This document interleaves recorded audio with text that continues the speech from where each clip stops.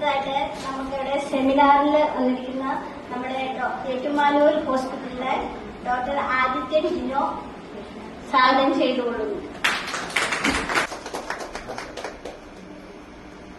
ഒരു ചർച്ച പോലെ ചെയ്യാനാണ് എനിക്ക് താല്പര്യം.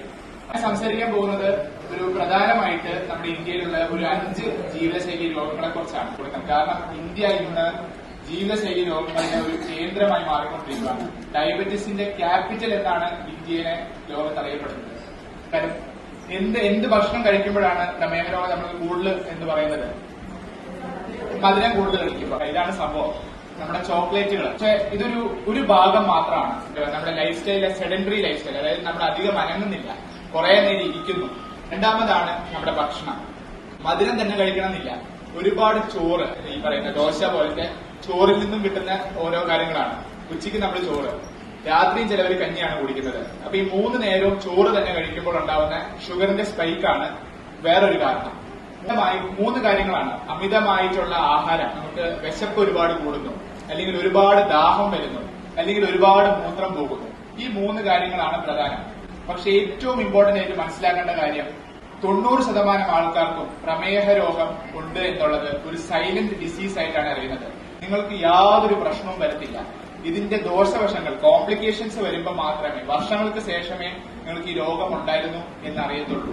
അതുകൊണ്ട് തന്നെയാണ് എല്ലാ വർഷവും അറ്റ്ലീസ്റ്റ് ഒരു തവണ എല്ലാവരും 35 വയസ്സിന് ശേഷമുള്ള എല്ലാവരും അവരുടെ FBS, അതായത് വെറും വയറ്റിലുള്ള ഷുഗറിന്റെ വാല്യൂ ഒരു തവണയെങ്കിലും ടെസ്റ്റ് ചെയ്യണം എന്ന് പറയുന്നത്. അതെനിക്ക് തോന്നുന്നു ഒരു 20 രൂപ 25 രൂപയുടെ ടെസ്റ്റാണ് തുടങ്ങാൻ പോകുന്നത്.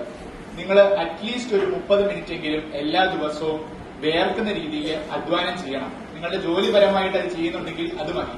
അതല്ലാന്നുണ്ടെങ്കിൽ 30 മിനിറ്റെങ്കിലും. 30 മിനിറ്റ് പറ്റിയില്ലെങ്കിൽ 5 മിനിറ്റ്. 5 മിനിറ്റിൽ നിന്നും നിങ്ങൾക്ക് ഒരു 7 മിനിറ്റ് 10 മിനിറ്റ് അങ്ങനെ കൂട്ടിയാലും മതി. ഈ നമ്മുടെ വീട്ടിലെ വലിയൊരു വില്ലനാണ് ഈ ഒരു സംഭവം.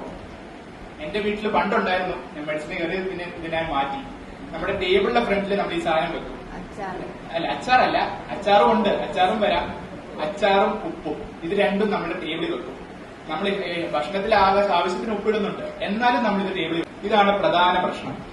നമ്മുടെ വീട്ടിൽ അയൽപക്കത്തുള്ള ഒരു 40 വയസ്സുള്ള ഒരു വ്യക്തി കേട്ടോ, അവര് പറയുന്നു, എനിക്ക് എന്താണെന്നറിയത്തില്ല, ഒരു ചെറിയൊരു മുഴ, വളരെ ചെറുതാ, ഒരു മുന്തിരിങ്ങയുടെ സൈസേ ഉള്ളൂ. ബ്രസ്റ്റില് ഞാൻ ഇന്ന് കുളിച്ചപ്പോ ഒന്ന് ശ്രദ്ധിച്ചു. വേദനയൊന്നുമില്ല. ഞാൻ കാര്യമാക്കേണ്ട ആവശ്യമില്ലല്ലോ, അല്ലെ? ഞാൻ ഹോസ്പിറ്റലിൽ പോകേണ്ട ആവശ്യമുണ്ടോ? ഉണ്ട്. വേറൊരാൾ വന്ന് പറയുന്നു, നിങ്ങളുടെ വീട്ടിലടുത്തുള്ള വേറൊരു വ്യക്തി, ഒരു 38 വയസ്സുള്ള സ്ത്രീയാണ്. കണ്ടമാനം വെള്ളം കുടിക്കുന്നു, കണ്ടമാനം മൂത്രം ഒഴിക്കുന്നു. പരവേശം ഈ വേനൽക്കാലത്തിന്റെ ആയിരിക്കും, അല്ലെ? കാണിക്കേണ്ട ആവശ്യമുണ്ടോ? ഉണ്ട്. അതാണ് പ്രധാനമായിട്ടുള്ളത്. അർബുദം എന്ന് പറഞ്ഞാൽ ക്യാൻസർ അഥവാ ക്യാൻസർ. ഈ സ്ത്രീകളിൽ പ്രധാനമായിട്ടും സ്തനാർബുദമാണ് ഇപ്പോൾ ഒരുപാട് കൂടി വരുന്നത്. പലവർക്കും അറിയത്തില്ല ഇതൊരു ജീവിതശൈലി രോഗമാണെന്ന്. ശരിക്കും ഈ സ്തനാർബുദം വരുന്നതിന് ഒരു ഭാഗം ജനറ്റിക് ആണ്, അല്ലെങ്കിൽ നമ്മുടെ പാരമ്പര്യമായിട്ടുള്ളതാണ്. രണ്ടാം ഭാഗം, ഒരു വലിയൊരു പങ്ക് തന്നെ നമ്മുടെ ജീവിതശൈലി വെക്കുന്നുണ്ട്. എന്തൊക്കെയാണ് പ്രശ്നങ്ങൾ? 1, കണ്ടമാനം റെഡ് മീറ്റ് കൂട്ടുക. റെഡ് മീറ്റ് എന്ന് ഉദ്ദേശിക്കുന്നത് ബീഫ്, മട്ടൻ, ഇത്തരത്തിലുള്ള മീറ്റുകളാണ്. സ്തനാർബുദം വന്നാൽ മുഴുവനായിട്ട് ബ്രസ്റ്റ് നീക്കം ചെയ്യണം എന്നൊക്കെയുള്ളത് ഓരോ തെറ്റിദ്ധാരണകളാണ്. വളരെ അഡ്വാൻസ്ഡ് സ്റ്റേജിൽ അത് ചെയ്യേണ്ടി വന്നേക്കാം. എന്നാൽ ഇപ്പോഴത്തെ പുതിയ ട്രീറ്റ്മെന്റ് മെത്തേഡ്സിലൂടെ ചെറിയൊരു ഭാഗം മാത്രം, അല്ലെങ്കിൽ ആ ഒരു ക്യാൻസർ ഉള്ള ഭാഗം മാത്രം നീക്കം ചെയ്യാനും പുറമെ ഒരു വ്യത്യാസവും ഇല്ലാതെ തന്നെ നിങ്ങൾക്ക് ബ്രസ്റ്റ് പ്രിസർവ് ചെയ്യാനുള്ള സർജറീസും ഇപ്പോൾ അവൈലബിൾ ആണ്. പിന്നെ പുകവലി. ഇപ്പൊ ഒരുപാട് സ്ത്രീകൾ ഇരിക്കുന്നതുകൊണ്ട് പുകവലിക്കുന്നത് നമുക്ക് ചുറ്റും കുറച്ച് കുറവായിരിക്കും. പക്ഷെ ഞാൻ പറയട്ടെ, നമ്മൾ പുകവലിച്ചില്ലെങ്കിലും പാസീവ് സ്മോക്കിംഗ് എന്ന് പറഞ്ഞൊരു ഐഡിയ ഉണ്ട്. നമ്മൾക്ക് ചുറ്റുമുള്ളവർ, വീട്ടിലുള്ളവർ പുകവലിച്ചാലും അതിന്റെ ദോഷങ്ങൾ നമ്മൾക്ക് വരും. ഇത് ഞാൻ OPയിൽ വെച്ചൊരു സങ്കടകരമായിട്ടുള്ള കാര്യം കണ്ടതാണ്. ഒരു 50 വയസ്സുള്ള ഒരു സ്ത്രീയാണ്. അവർക്ക് നല്ല വലിവുണ്ട്, വലിവിന്റെ അസുഖമുണ്ട്. അതായത് പുകവലിച്ചിരിക്കുന്ന ഒരാളുടെ അസുഖം തന്നെ ഇവർക്ക് വന്നു കഴിഞ്ഞു. കാരണം വേറൊന്നുമല്ല, ഇവര് പുകവലിച്ചിട്ടില്ല, അവരുടെ ജീവിതത്തിൽ പുകവലിച്ചിട്ടില്ല. അവരുടെ ഭർത്താവ് നേരെ മറിച്ച് 100 സിഗരറ്റും 120 സിഗരറ്റും ഒക്കെയാണ് ഒരു ദിവസം ബീഡി വലിക്കുന്നത് എന്നാണ് എന്നോട് പറഞ്ഞത്. അത് മതി നിങ്ങളെ രോഗിയാക്കാൻ.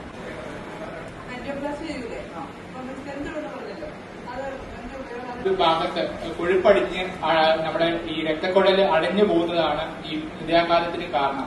അപ്പൊ നമ്മൾ ഈ സ്റ്റെന്റ് ഇടുന്നത് പ്രധാനമായിട്ടും ആ അടഞ്ഞിരിക്കുന്ന ഭാഗത്ത്, അതായത് കൊഴുപ്പ് കൊണ്ട് അടഞ്ഞിരിക്കുന്ന ഭാഗത്ത് നമ്മളൊരു കോയിൽ ഇട്ടിട്ട് ആ കൊഴുപ്പിനെ അങ്ങോട്ട് സൈഡിലോട്ട് മാറ്റുകയാണ് ചെയ്യുന്നത്. അപ്പം ആ രക്തം പോകാനുള്ളൊരു പുതിയൊരു പാസ് ഉണ്ടാക്കുന്നു. അതാണ് ഈ സ്റ്റെന്റ് വെച്ച് ഉദ്ദേശിക്കുന്നത്. സാധാരണ ഇപ്പൊ ഞാൻ കാണിച്ച കാഡ്ബറി പോലത്തെ ചോക്ലേറ്റുകളൊക്കെ ചോക്ലേറ്റ് എന്ന് വിളിക്കുന്നതിനേക്കാളും നല്ലൊരു പേര് പഞ്ചസാര എന്ന് വിളിക്കുന്നതായിരിക്കും. കാരണം അതിന്റെ ചോക്ലേറ്റിന്റെ അളവ് ഏകദേശം എനിക്ക് തോന്നുന്ന ഒരു 30-40%. ബാക്കി 70% വേറെ ചോക്ലേറ്റിനേക്കാളും കൂടുതൽ ശരിക്കും പറഞ്ഞാൽ പഞ്ചസാരയാണ്. അപ്പോഴാണ് അപ്പർ എക്സ്ട്രീമില് എനിക്ക് ഇച്ചിരിയും കൂടി വണ്ണം കാണും. ഇതൊരു അസുഖമല്ല. അതിലും കവിഞ്ഞ് നമ്മളുടെ വണ്ണം ഒരുപാട് പോകുമ്പോൾ അമിതവണ്ണം അല്ലെങ്കിൽ ഒബേസിറ്റിയാണ് ഒരു അസുഖം. ഭക്ഷണം കൂടുതൽ കഴിച്ചുകൊണ്ട് മാത്രമല്ല അമിതവണ്ണം വരാവുന്നത്. ചില രോഗങ്ങളുണ്ട്. നിങ്ങൾക്ക് ഈ പറയുന്ന PCOS എന്ന് പറഞ്ഞ PCOD അമിതവണ്ണം വരാം. തൈറോയിഡിന്റെ അസുഖം ഉണ്ടെങ്കിൽ അമിതവണ്ണം വരാം. അപ്പം ചാടി കയറി അമിതവണ്ണം വരുന്ന ആൾക്കാർ പട്ടിണി കിടക്കുന്നതിനേക്കാളും കുറച്ചും കൂടി നല്ലത് കുറച്ചൊന്ന് നിയന്ത്രിച്ച് നോക്കിയിട്ട് ഒട്ടും മാറ്റമില്ലെങ്കിൽ ഒരു ഡോക്ടറിനെ കാണുന്നത് തന്നെയാണ്. ചിലപ്പോൾ നിങ്ങൾക്ക് തൈറോയിഡ് ആയിരിക്കും പ്രശ്നം. മനസ്സിലാവുന്നുണ്ടോ? ഇത് ഒരാളെ അല്ല ബാധിക്കുന്നത്. നിങ്ങളുടെ ജീവിതശൈലി നാളെ നിങ്ങളുടെ കുട്ടികളിലോട്ട് വരും. ഇതൊരു സമൂഹത്തിനെ മുഴുവനുമായിട്ടാണ് ബാധിക്കുന്നത് ജീവിതശൈലി രോഗങ്ങൾ.